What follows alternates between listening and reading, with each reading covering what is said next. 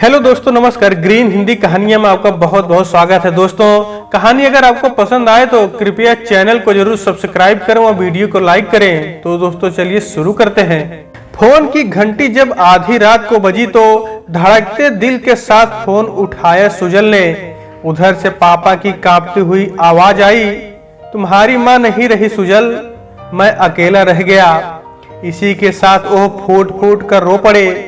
सुजल मानो जड़ हो गया कुछ पल को, फिर धीरज देते हुए बोला, आप अकेले नहीं हो पापा, मैं हूं आपका बेटा, मैं अभी निकल रहा हूं। सुबह 8 बजे तक पहुंच जाऊंगा, पर तुम्हारी माँ की कसम का क्या होगा। पापा माँ की कसम माँ के साथ चली गई। उस कसम से बंधा हुआ मैं उनके लिए कुछ नहीं कर पाया, पर अब और नहीं, आपको अकेले नहीं छोड़ सकता मैं। इसी के साथ ही सुजल की रुलाई फूट पड़ी। सपना उसको सांत्वना देने का पूरा प्रयत्न कर रही थी, पर सस्तोया था, आंसू उसके भी नहीं रुक रहे थे। उसने सुजल की जरूरी पैकिंग कर दी।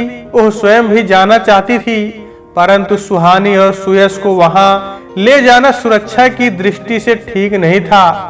सुजल एयरपोर्ट के लिए निकल गया और सपना बिस्तर पर वापस लेट गई। नींद आने का तो अब प्रश्न ही नहीं था। वह पुरानी यादों में खो गई। अपनी सासू माँ जैसी जिंदा दिल, संवेदनशील और समझदार स्त्री सपना ने जीवन में दूसरी नहीं देखी थी। सपना ने सुजल से प्रेम विवाह किया था। उस समय सुजल की दादी भी जीवित थी। उन्होंने इस रिश्ते का पुरजोर विरोध किया था। पापा अपनी माँ के विरुद्ध नहीं जा पा रहे थे। बस एक माँ थी जो दृढ़ निश्चय कर चुकी थी कि सुजल का विवाह होगा तो सपना के साथ। ऐसा नहीं था कि वह अपनी सास के विरोध में रहती थी, बल्कि उन्होंने तो सारी जिंदगी इस घर के लिए कुर्बान कर दी थी। पापा अपनी माँ को दुख नहीं दे सकते थे, अतः पत्नी के नित्य प्रति होने वाले अपमान पर भी मुंह नहीं खोलते थे। कभी माँ शिकायत करती भी तो माँ को ही समझाने लगते, बुढ़ापा है, उनको क्या कहूँ उनसे, अब इस उम्र में वह नहीं समझेंगी। पता है मुझे वो गलत है, पर तुम ही चुप हो जाओ। कितने दिन की है वो, बाद में अपने मन की कर लेना जितना चाहो। पापा समझ ही नहीं सके कि अपनी माँ का बुढ़ापा संभालते संभालते वो अपनी पत्नी की इच्छाओं का सम्मान करना भी भूल चुके हैं। सुजल की माँ ने धीरे धीरे कुछ कहना ही छोड़ दिया। विवाह के इतने वर्ष बीत चुके थे, परंतु सुजल की माँ अब भी स्वयं को परिस्थितियों में जकड़ा हुआ पाती। मायके जाने के लिए भी मुश्किल से इजाजत मिलती थी। कहीं और घूमने जाने का तो वह खुद ही नाम नहीं लेती थी। कहने को सुजल की बुआ भी उसी शहर में थी और अक्सर आना जाना भी होता था। परंतु एक बार जब सुजल के पापा ने 1 हफ्ते माँ की देखरेख की जिम्मेदारी देनी चाहिए, क्योंकि उन्हें ऑफिस टूर पर दार्जिलिंग जाने का अवसर मिला था और वह पत्नी और बेटे को घुमा लाना चाहते थे, परंतु दादी ने बेटी के घर रुकने से इनकार कर दिया और बुआ ने अपने घर की जिम्मेदारी का हवाला देकर भाई के घर रहने से, लिहाजा पापा अकेले ही चले गए। माँ ने तब भी शिकवा नहीं किया। वह इकलौते बेटे सुजल के लालन पालन में खुद को व्यस्त रखती थी। वह बहुत जिंदा दिल थी। पास पड़ोस में मधुर संबंध थे उनके। सबकी सहायता को सदैव तत्पर रहती थी। दादी की सेवा में भी कोई कमी नहीं रखी उन्होंने, पर दादी ने अपना सास वाला रुतबा जताना कभी नहीं छोड़ा। उनका दायरा बहुत संकुचित था और माँ के प्रयासों के बाद भी एक बेटी की हैसियत से माँ उस दायरे में कभी प्रवेश नहीं कर सकी। जब सुजल ने माँ को सपना से मिलवाया तो माँ जैसे लट्टू हो गई उस पर। उनकी कोई बेटी नहीं थी और वह बेटी के हिस्से का प्यार भी सपना पर उड़ेल देना चाहती थी। सुजल ने पापा को इस सब से अभी दूर रखा था। वह पहले माँ की ओर से आश्वासन पाना चाहता था। अब यह बात माँ ने ही घर में उठाई कि उन्हें सुजल की पसंद बहुत पसंद है और वह जल्दी ही सपना को बहू बनाकर लाएगी। परंतु सपना के अंतर जातीय होने की वजह से दादी ने घर में बवाल मचा दिया। पापा तो हमेशा की तरह दादी की ही तरफ हो गए। वैसे स्वयं उन्हें इस बात से आपत्ति नहीं थी। यहाँ तक कि सुजल की बुआ की बेटी ने भी अपने लिए दूसरी जाति का वर चुना था। दादी को अच्छा तो नहीं लगा था, पर बस यही कह सकी कि बेटी के घर में हस्तक्षेप नहीं कर सकती। परंतु यह तो बेटे का घर था, उनका अपना घर, जहां सदा उनकी मनमानी चली थी। इस बार भी उन्हें यही अपेक्षा थी, पर सदैव अपने अरमानों को कुचलने वाली मां ने इस बार रौद्र रूप धारण कर लिया था। पापा ने वही राग अलापा, बुढ़ापा है उनका, उन्हें कैसे दुख दे सकते हैं।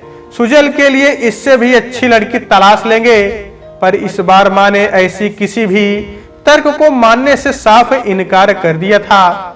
उन्होंने साफ कह दिया कि जिस तरह उनकी शादी समझौता बनकर रह गई, वैसा उनके बेटे के साथ हरगिज नहीं होगा। पापा चौंक पड़े। समझौता? उनकी पत्नी ने समझौता किया है उनके साथ? उस रात वह सो नहीं सके। सारी घटनाएं चलचित्र की तरह मस्तिष्क में चलती रही। वह गलत नहीं कह रही थी। सारी जिंदगी उन्हें यही आस बंधाते रहे कि एक दिन तुम्हारी सभी फरमाइशें पूरी कर दूंगा। पर बस वो तो सिर्फ अपनी मां की इच्छा पूरी करते रहे और पत्नी ने कब का फरमाइश करना ही छोड़ दिया। इस बात पर भी ध्यान तक नहीं गया उनका। एक रिश्ते को खुश करते करते बाकी रिश्तों के साथ अन्याय होता चला गया। जब तक बात खुद की थी, पत्नी सहती गई, पर वह तो बाप होकर बेटे की खुशियों को भी नजरअंदाज करने जा रहे थे। तुरंत फैसला लिया और पत्नी को सोते से जगाकर यह खुशखबरी सुनाई। वह तो फूली नहीं समाई। उसी समय मुंह मीठा कराने को हलवा बनाकर ले आई। इस खुशी से भरे चेहरे को देखकर सुजल के पापा सोच रहे थे कि क्यों उन्होंने छोटी छोटी खुशियों से पत्नी को वंचित रखा। दरअसल उन्हें रिश्तों में बैलेंस बनाना ही नहीं आया। यदि माँ की गलत बात का विरोध किया होता तो इसे माँ की अवहेलना नहीं कह सकते। शायद स्थिति भिन्न होती, पर अब जो हुआ वो हुआ। दादी ने थोड़ा क्रोध दिखाया, पर दाल गलती ना देखकर शांत हो गई। सपना दुल्हन बनकर आई। माँ ने उस पर इतना प्यार लुटाया जैसे कोई बदली बरस पड़ी हो। जो प्यार उन्हें नहीं मिल सका था, उसकी कसक आज भी मन में थी। वह कोई कसर बाकी नहीं रखना चाहती थी। कुछ दिन ससुराल में रहकर सपना सुजल के साथ मुंबई आ गई। माँ अभी भी कर्तव्यों में बंधी थी, दादी को छोड़कर नहीं आ सकती थी। सुजल और सपना ही जब तब घर पहुंच जाते। अब वह दो प्यारे बच्चों के माता पिता बन चुके थे और माँ पापा दादा दादी। माँ तो बलिहारी थी, पापा भी बहुत प्रसन्न थे। दादी अब सचमुच बहुत बूढ़ी हो चुकी थी और चलने फिरने में असमर्थ भी। माँ पापा की जिम्मेदारी और बढ़ गई थी। वह बच्चों के पास रहने भी नहीं जा पाते थे। एक दिन दादी चल बसी। सुजल और सपना तुरंत घर पहुंच गए थे। सारी रस्मों के बाद जब घर खाली हो गया तो वह लोग माँ पापा को भी अपने साथ ले आए। 2 महीने वह लोग बच्चों के पास रहे। सुहानी और सुएश के साथ बच्चा बनकर खेलती थी सुजल की माँ। सुजल उन्हें महानगरी घुमाई। समुन्दर के किनारे घंटों रेत पर बैठकर प्राकृतिक सौंदर्य निहारा करती। उनके लिए ये सब दूसरी दुनिया से कम नहीं था। इन 2 महीनों में वे जितनी खुश थी, वैसा खुश उन्हें पहले किसी ने नहीं देखा था। सुजल और सपना ने उन्हें हमेशा के लिए यहाँ रहने के लिए कहा, जिसे उन्होंने सहर्ष स्वीकार भी कर लिया। 2 महीने बाद वे दोनों वापस आए। घर की व्यवस्था करनी थी, जरूरी सामान भी लेकर जाना था। पर इस सबसे पहले ही कोरोना महामारी फैल गई और लॉकडाउन लग गया। माँ और पापा दोनों चपेट में आ गए। पापा तो साधारण लक्षणों के साथ जल्दी ठीक हो गए, परंतु माँ की स्थिति गंभीर होने लगी। सुजल ने फौरन टिकट बुक कराई, पर माँ ने अपनी कसम देकर आने से रोक दिया। वो नहीं चाहती थी कि सुजल या उसका परिवार किसी विपदा में पड़े। सुजल रोज उनसे विनती करता, परंतु वह अडिग थी। स्थिति थोड़ी सुधरने भी लगी थी। सबको लगता शायद खतरा टल गया है, परंतु ऐसा कुछ हुआ नहीं। और आज अचानक सुजल जब पहुंचा तो पापा से लिपटकर बिलख पड़ा। वह बस यही कह रहा था, मैंने तो तुम्हारी कसम भी नहीं तोड़ी, फिर तुम क्यों चली गई माँ? इससे तो कसम तोड़कर आ जाता तो तुम्हें देख तो पाता।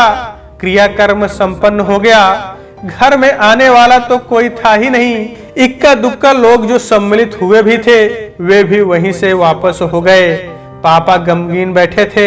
सुजल ने सांत्वना का हाथ सिर पर रखा तो फपक पड़े। मैं तुम्हारी माँ से बहुत प्यार करता था, फिर भी मेरे द्वारा बहुत नाइंसाफी हुई। मुझे लगा कि सारी जिंदगी पड़ी है, मैं उसकी सारी इच्छाएं पूरी कर दूंगा। मैंने उसके सपनों को कोई अहमियत ही नहीं दी। अपनी माँ के गुस्से से डरता था। मैं सोचता था मेरी माँ नाराज ना हो जाए, और तेरी माँ कभी शिकायत करती भी तो लगता ये तो ज्यादा देर नाराज रहती ही नहीं है, मान जाएगी। फिर उसने शिकायत करना भी छोड़ दिया। पर उसकी भी तो कुछ उम्मीदें थी मुझसे, कुछ अरमान थे, कुछ सपने थे। उन्हें पूरा करने का समय ही नहीं दिया उसने। आज लगता है कि किसी भी अपने की छोटी छोटी खुशियों को समय रहते पूरा कर देना चाहिए। क्या पता कल उसके पास समय ना हो। सुजल ने पापा को गले लगा लिया और बोला, जो माँ के लिए करना चाहते थे ओह अब अपने परिवार के लिए कीजिए। सुहानी और सुयश में माँ की जान बसती थी। उनके पास चलकर रहिए, माँ भी आसपास ही रहेंगी। पापा भारी मन से पैकिंग करने के लिए उठ गए और सुजल उनकी मदद करने लगा। तो दोस्तों आज के वीडियो में बस इतना ही। कहानी अगर आपको पसंद आई है तो कृपया चैनल को जरूर सब्सक्राइब करें व वीडियो को लाइक करें। तो दोस्तों आपसे फिर मिलते हैं अगले वीडियो में, तब तक के लिए नमस्कार।